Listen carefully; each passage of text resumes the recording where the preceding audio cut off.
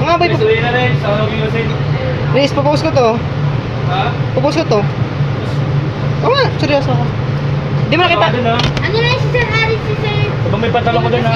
Di mo nakita sa Facebook ko, si nga eh, nag-comment eh, magkano daw sahod eh. Sinasal ko dun. Ito nga. Ito bulogin eh. Magkano daw sahod sabi ni Shin eh. Pupus mo yan? Kumusta nga yan? Kung si Shin. Nag-reels yan. Tagburay na yung gagi, napakiyo ko dyan.